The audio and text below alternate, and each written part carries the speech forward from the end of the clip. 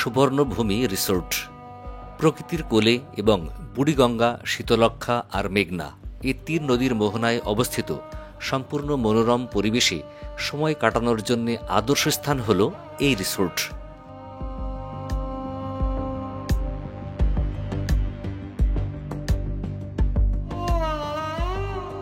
আজকের ভিডিওতে তুলে ধরব এই রিসোর্টে কি কি সুযোগ সুবিধা আছে, কিভাবে আসবেন, এসব বিষয়ে বিস্তারিত। আর সম্পূর্ণ ভ্রমণ জুড়ে আপনাদের সাথে আছি আমি আলিমুর রেজা।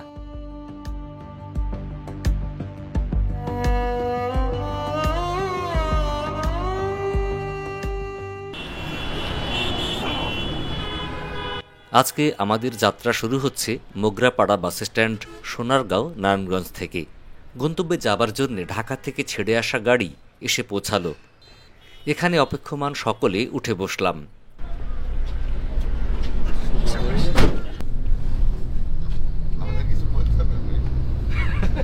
আপনি মাস্ক খোলেন, আমি পরে নিচ্ছি আপনার। আবার শুরু হলো আমাদের যাত্রা। আজকে মোগরাপাড়া থেকে শুরু হলো আমাদের যাত্রা। আর আজকে হচ্ছে আমাদের প্রতিষ্ঠানের ম্যানেজমেন্ট রিভিউ মিটিং। আর এই মিটিংটা অনুষ্ঠিত হবে হচ্ছে সুবর্ণভূমি রিসোর্ট, গজারিয়া, মুন্সিগঞ্জ। সেখানে আমরা যাচ্ছি আমাদের অফিসের কলিগ, আমাদের সহকর্মী, আমাদের সাবঅর্ডিনেট, জুনিয়র, সিনিয়র সব ভাই ব্রাদারদের নিয়ে। তো আমরা এখন সরাসরি যাচ্ছি হচ্ছে ওই সুবর্ণভূমি রিসোর্টে। তারপর ওখান থেকে আমাদের প্রোগ্রামটা আর কি শুরু হবে। মেঘনা নদীর উপর নির্মিত মেঘনা সেতু পার হলে ডান দিকে অবস্থিত জামালদি বাস স্ট্যান্ড। এখান থেকে ডানে মোড় নিতে হবে। তাই তো মহাসড়ক থেকে ইউটার্ন নিয়ে জামালদি বাস স্ট্যান্ড থেকে বামে যেতে হলো আমাদের।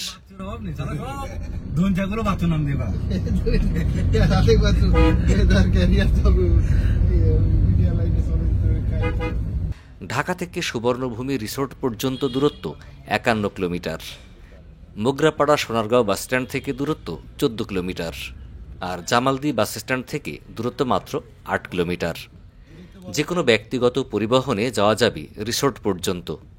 আর গণপরিবহনে এলে জামালদি নেমে অটোতে যেতে হবে রিসোর্ট পর্যন্ত।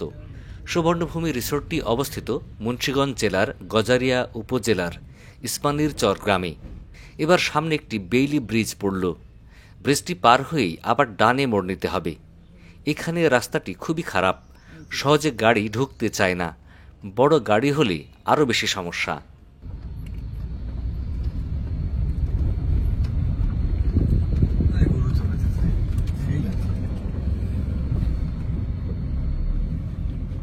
শাখা সড়কে নামার পর রিসোর্ট পর্যন্ত যাবার রাস্তাটি খুবই খারাপ।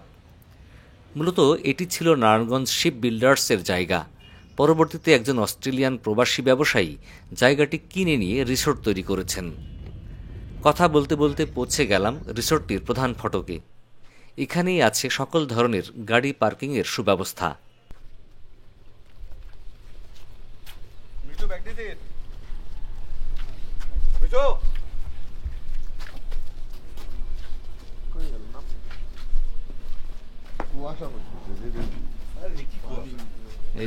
আবার দেখা হয়ে গেল। জি, আসসালামু আলাইকুম। ভালো আছেন? ওয়ালাইকুম আসসালাম, আলহামদুলিল্লাহ। ওয়ালাইকুম আসসালাম। ফুলগুলো একটু ভালো করে নেন।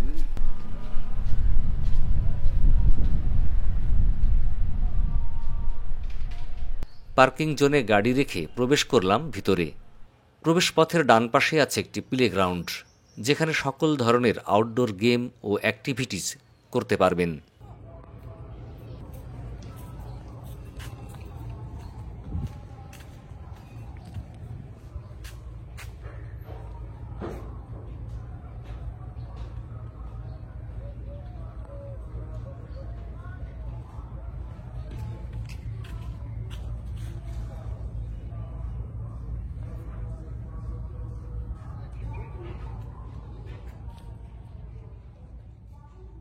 আরেকটু সামনে এগোলেই আছে একটি 4 তলা বিশিষ্ট ভবন। ভবনের প্রথম তলায় রিসেপশন এবং অফিস। রিসেপশনটি যথেষ্ট গোছানো এবং পরিপাটি।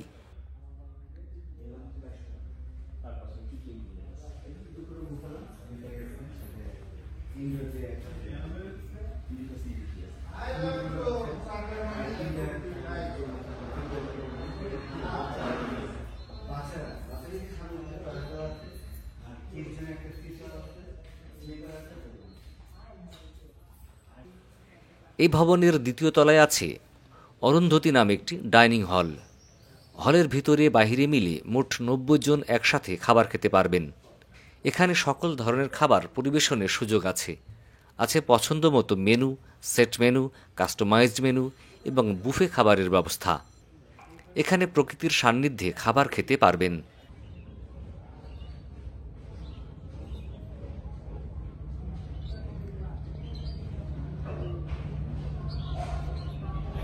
নব্বই জনের সিটিং অ্যারেঞ্জমেন্ট।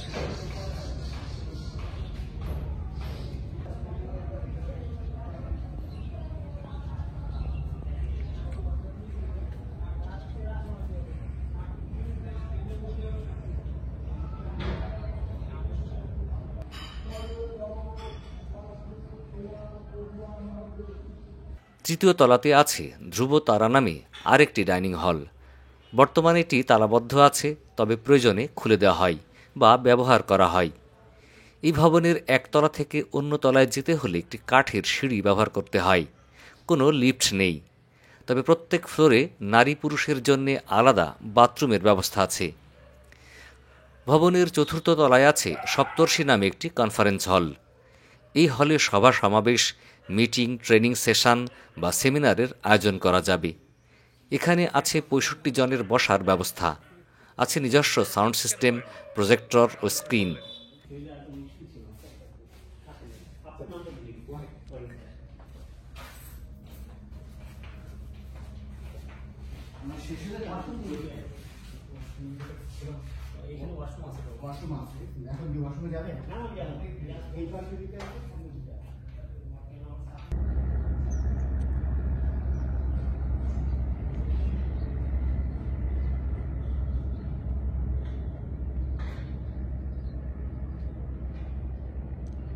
কনফারেন্স হলের বাইরে থেকে রিসোর্টের মনোরম সৌন্দর্য খুব ভালোভাবে উপভোগ করা যায়। দেখে নেওয়া যায় রিসোর্টের চারিপাশ।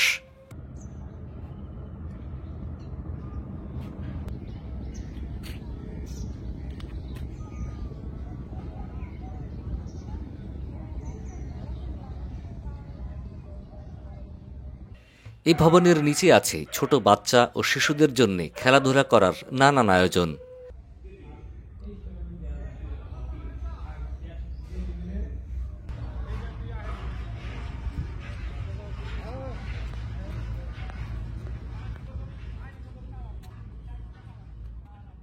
এই ভবন থেকে আরেকটু সামনে এগোলেই জলপরি নামে একটি সুইমিং পুল আছে। পুলের পাড়েই এই পুল ব্যবহারের দিক নির্দেশনা দেওয়া আছে। সুইমিং পুল ব্যবহারের আগে এই নির্দেশনাগুলি অবশ্যই ভালো করে দেখে নেবেন।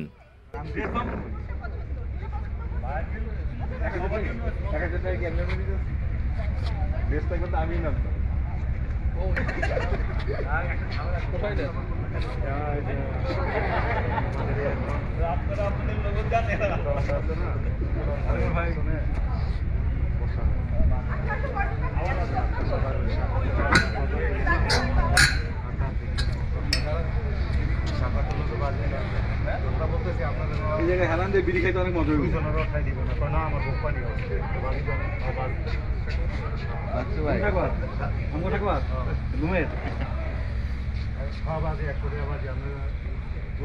এই রিসোর্টে ব্যক্তিগতভাবে, পারিবারিকভাবে ঘুরতে আসা যাবে বন্ধু বান্ধব নিয়ে। এখানে নাটক, সিনেমার শুটিং করার ব্যবস্থা আছে। প্রিয়তমা সিনেমার অনেক শুটিং হয়েছিল এই রিসোর্টে।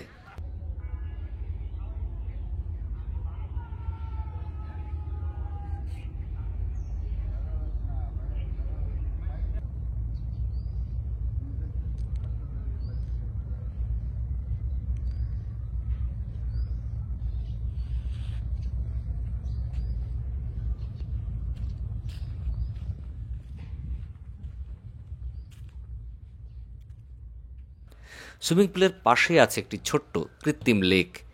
লেকে ফুটে আছে লাল শাপলা ফুল, যা রিসোর্টটিকে করেছে আরও আকর্ষণীয়।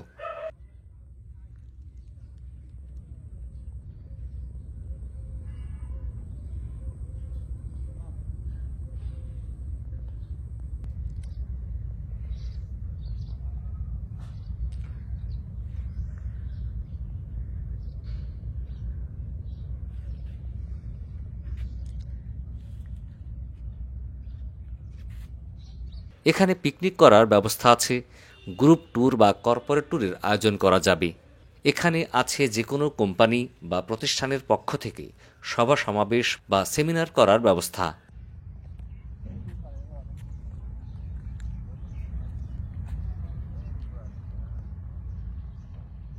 এখানে ডেলং ট্যুরে যেমন আসা যাবে, তেমনি চাইলে রাত্রি যাপনও করা যাবে। এখানে আছে অনেকগুলো ফটো বুথ, খেলনা, দোলনা এবং বসার স্থান। আছে একটি পুকুর। পুকুরটি পরিষ্কার পরিচ্ছন্ন করলে এই পুকুর পাড়ে যেমন বসার ব্যবস্থা করা যাবে, তেমনি পুকুরের পানিতে বোট রাইডিংয়ের ব্যবস্থাও করা যেতে পারে।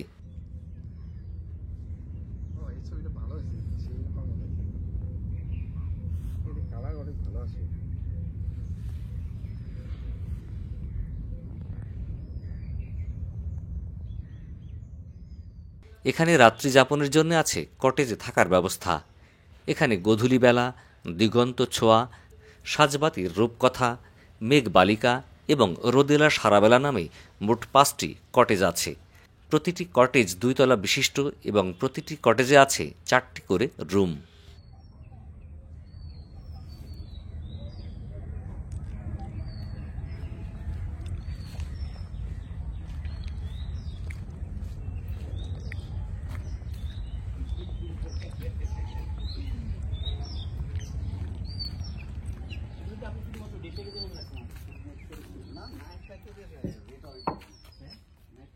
এবার আমরা একটি কটেজের 2টি রুম দেখে নেব।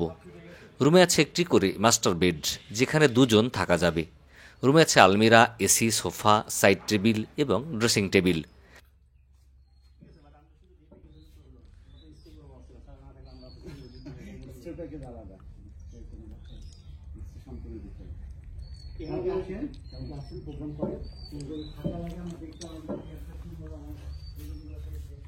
প্রতিটি রুমের সাথে আছে বারান্দা। রুমের বাথরুম মোটামুটি পরিষ্কার পরিচ্ছন্ন এবং গোছালো।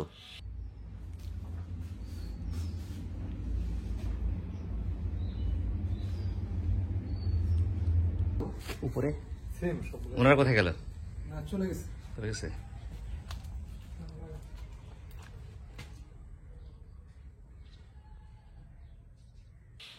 এই রিসোর্টে থাকার জন্য বিভিন্ন সময়ে বিভিন্ন ধরনের অফার চলতে থাকে।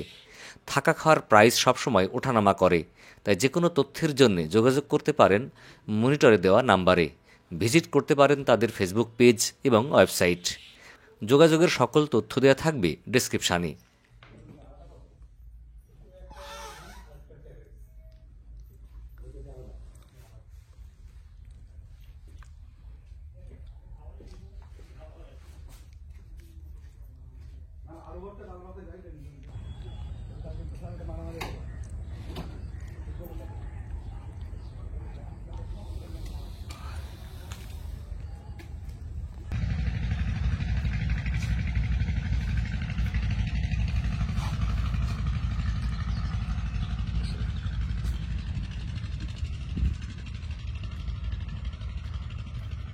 এবার আমরা ঘুরে দেখব এই রিসোর্টের প্রধান আকর্ষণ বুড়িগঙ্গা, শীতলক্ষা আর মেঘনা, এই 3 নদীর মোহনা। রিসোর্টটি মূলত মেঘনা নদীর তীরে অবস্থিত। নদীর পাড়ে গেলেই দৃশ্যমান হয় ঢাকা থেকে দেশের বিভিন্ন প্রান্তে ছেড়ে যাওয়া সুবৃহৎ সব লঞ্চের আনাগোনা।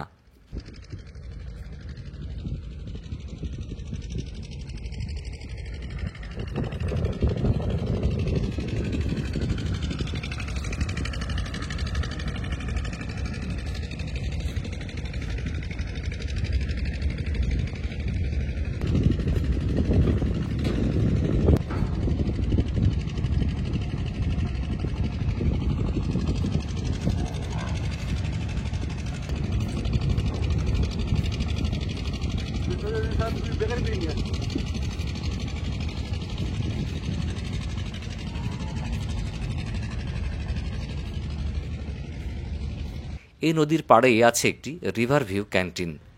এখানে আছে সিটিং অ্যারেঞ্জমেন্ট, আছে বিকাল বা সান্ধ্যকালীন সময়ে নদীর পাড়ে বসে চা কফি পান করার বা হালকা নাস্তা করার ব্যবস্থা। বলতে গেলে সুন্দর একটি সময় কাটানোর আদর্শ স্থান এটি।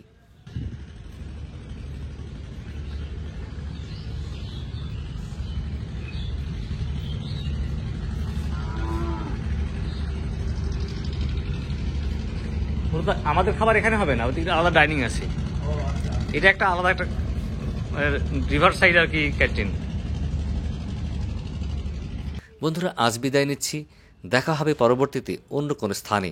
ততদিন ভালো থাকবেন। আমাদের ভিডিওটি ভালো লাগলে আমাদের চ্যানেলকে সাবস্ক্রাইব করে আমাদের পাশে থাকবেন। কোনো মতামত বা পরামর্শ থাকলে অবশ্যই লিখতে পারেন মন্তব্যে। যারা ফেসবুকে আমাদের ভিডিও দেখছেন, ভিডিও ভালো লাগলে শেয়ার করে অন্যকে দেখার সুযোগ করে দিবেন। লাইক ফলো করে আমাদের সাথে থাকবেন। আল্লাহ হাফিজ। আসসালামু আলাইকুম আ রহমতুল্লাহ।